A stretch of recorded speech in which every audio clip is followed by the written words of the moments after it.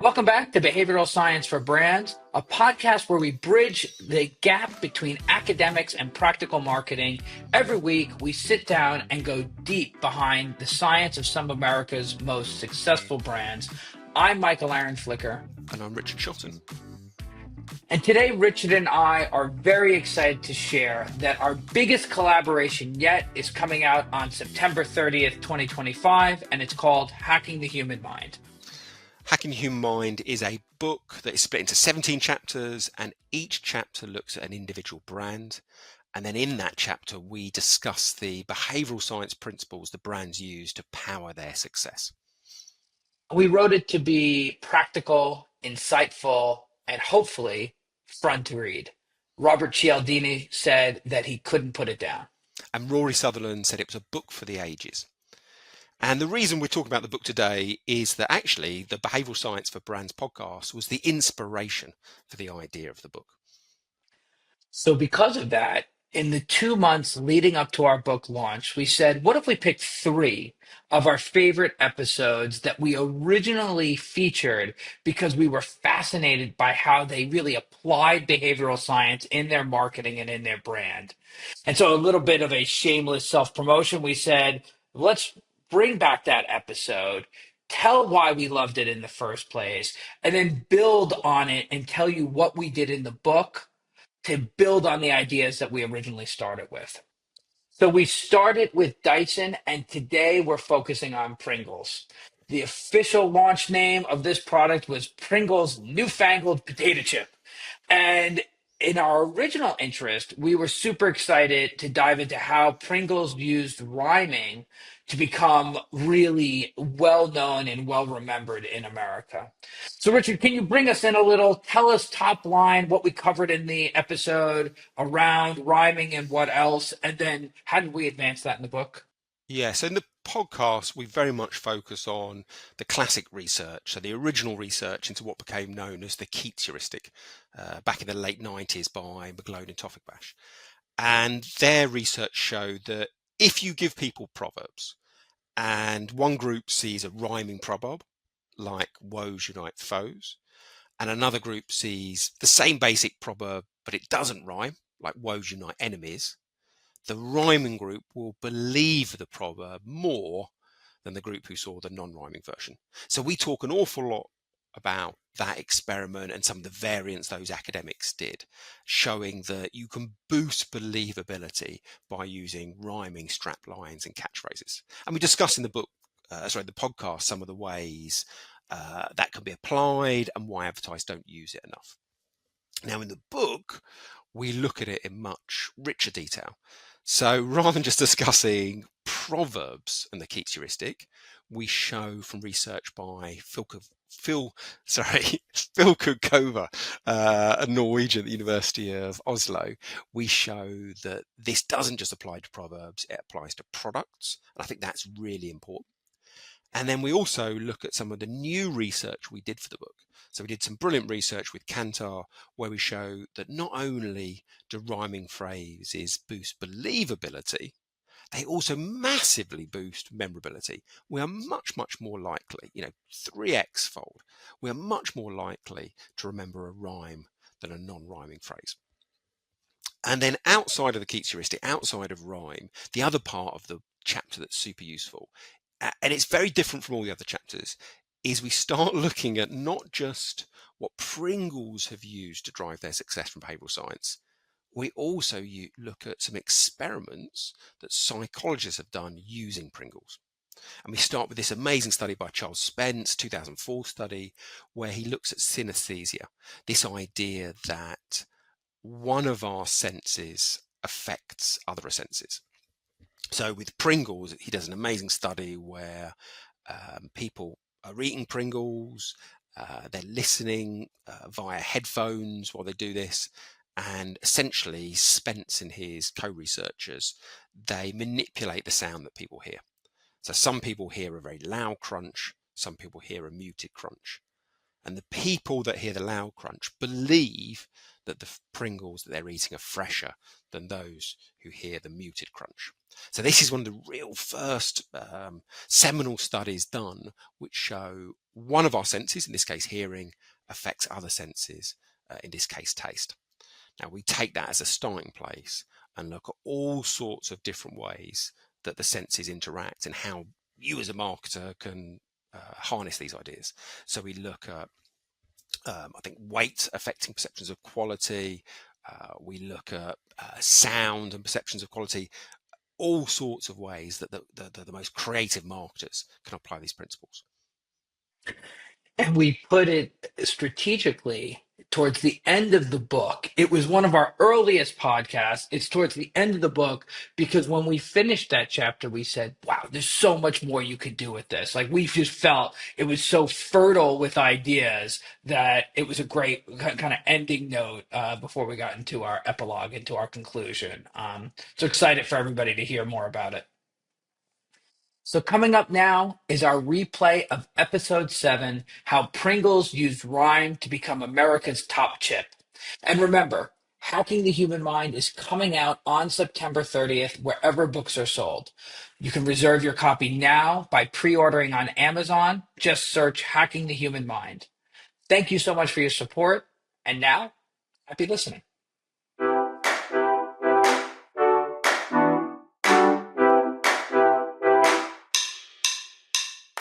Welcome back to the next episode of Behavioral Science for Brands. I'm MichaelAaron. And I'm Richard Shotton.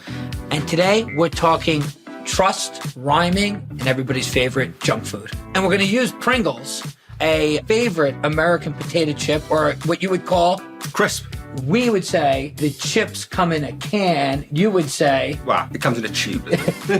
crisp in a tube, chips in a can. We're going to dive deep and we're going to look at what's the behavioral science that's powering the success of that brand. Let's get into it. So let's start at the beginning. Pringles is created in 1968 by Procter & Gamble, but it takes 10 years to develop this. And if you read the history of Pringles, they're talking about how could we make the perfect chip? And the evil that they were fighting against, the thing that they were trying to fix was when chips come in bags, they often get crunched. They often get ruined in transit. So could they develop a chip that would every time come out complete and whole? The scientists develop a hyperbolic paraboloid. It's that unique wave look that the chip takes. And once they have it, they're able to stack them. And so they end up developing a unique container. I'd call it a can, you'd call it a tube, that all the chips come in. The original salt flavor comes out in 1968 as a whole new form factor for which potato chips can be eaten. They call it, when they launch it in 1968, Pringles newfangled potato chips. And it's meant to draw people in a whole different way. So we've got an interesting case study here. We've got American snack food favorite potato chips, but in a completely different form factor for the packaging and actually a different form factor of the actual consumable good, the chip. But they got to market this thing. And they come up with a campaign, one pop and you can't stop. And this is really ingenious. And what's the behavioral science that they're using here? So it's a fantastic slogan. And I think the behavioral bias they're drawing on is something called the Keats heuristic. So this is an idea back from 1999, two psychologists, Matthew McGlone, Jessica Toffig-Bash, and they have an ingenious experiment, recruit a load of people, and they give them fake proverbs. And some people get a rhyming proverb. So I might get, what sobriety conceals, alcohol reveals. You might get exactly the same proverb in terms of meaning, but without rhyming. So what sobriety conceals, alcohol unmasks. And then we have to rate how true, how reflective of life these proverbs are. And what they find is that people who hear the proverb in a rhyming setting or rhyming phrase, they rate that proverb as significantly more believable than the group who hear it in a non-rhyming medium. So they call this the Keats heuristic. And it's the idea that we believe things that rhyme more than things that don't. And they explain this by saying that we mistake ease of fluency, ease of processing with truthfulness. Because often when we become familiar with something, it tends to be true, it's easier for us to process. Rhyme almost speeds that up. So we're conflating truth with ease of processing. People explain human heuristics, shortcuts to decision making. Yeah. You hear people explain it as, this is obviously the way evolution has happened. Yeah. The easier it is to realize that a wild animal in the wild is dangerous to you, the better it is that you process it quickly and you run. How does ease of processing play into that? Well, that's a very good point. I think there is an evolutionary explanation for things that we saw repeatedly we could treat as safe. And Yeah. Whereas something that's brand new, you've got to treat as if it could be dangerous. So you've got to work to that assumption. So regular exposure makes us more familiar and liking of a particular product or thing. It's like rhyme just shortcuts that. It speeds it up. So yeah, I think there's an evolutionary explanation for familiarity, breeding fondness. And then rhyme is almost a hack of that. Very interesting. And do we think that there's also a piece of rhyming that creates attractiveness? Is there a chance that by hearing it and making it easy, there's some form of it's just more fun to say or not? I haven't seen any evidence there. But I think the interesting thing with these experiments is the academics have done it with a certain aim, and this was to kind of work on credibility and trust. That experiment's in the public domain. You can take that experiment and rerun it and twist the experiment for your goal, which is actually what I did with that Keats heuristic study. We reran the study. In the morning, we gave people the proverbs. In the afternoon, we invited them back in and saw what they could remember. And it was only a little test pilot study, but there was a phenomenal difference. It was a doubling of the proportion of proverbs that people remember if they rhymed. Rhyming was very memorable. Non-rhyming phrase, very easy to forget. So yes, there's a benefit in trust. I think actually the bigger benefit is probably on memorability. And what's interesting is I think in the 1950s and 60s and 70s, advertisers knew this. Most ads, or certainly a lot of ads, rhymed.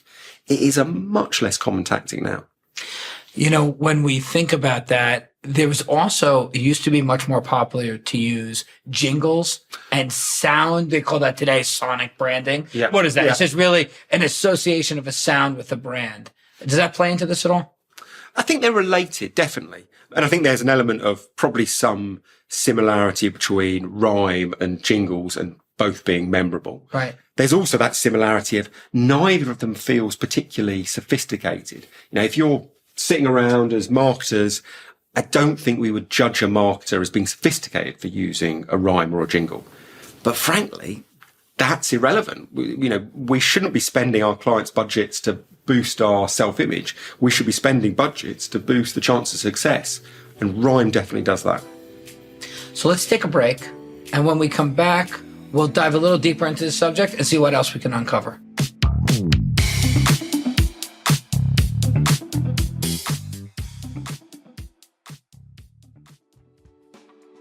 Behavioral Science for Brands is brought to you today by Method One. Method One builds digital-first marketing systems to help brands grow. They're behavior change experts who solve business challenges by creating meaningful connections with consumers. With deep disciplines in many brand categories, reach out to them if you'd like to be leveraging behavioral science in your marketing or advertising. Visit them at methodone.com. Before we went into break, Richard, you said something that was pretty provocative, and I was thinking about it when we were out on break. You said that sometimes when a piece of communication uses something simple, like a rhyme, or maybe even a jingle, it may not get the credence inside the agency or with the brand marketer that it should. And it got me thinking, when we are building work just to impress one another, or when we make work to win awards, it's not about the effectiveness of the work in market. And that could be a dangerous line for marketers, both on the brand side and at the agency side, to be worried about. Yeah, absolutely. And this isn't meant to be rude about marketers. This is a function of the situation they find themselves in. There's an idea from an economist called Stephen Ross, and he calls it the principal agent problem. And he says this explains an awful lot of problems in business. And he says there are two different parties in a business. There's the principal, the shareholder or the business itself, and the agent, the employee or the marketer. And he says, unfortunately, they often have divergent aims. The principal wants sustained profitable growth. Yeah, exactly. The agent, yes, of course they want that, but they also want career progression.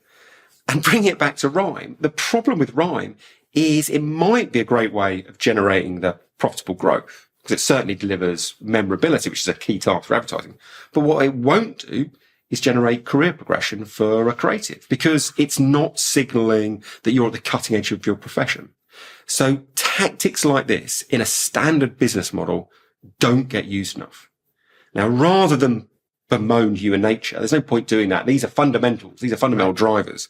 What you need to do is set up a situation in which all parties have, as Taleb would say, skin in the game. If the agent and the principal both have a financial interest in the business success, and a meaningful one, then suddenly you've got an alignment, and suddenly people's direction is relentlessly focused on growth rather than personal glory. And, I've spent a lot of time talking about this in the past. Not only do you want your principal and your agent brand side to have that, you want your agents, agencies, vendors, other partners to also feel that skin in the game model.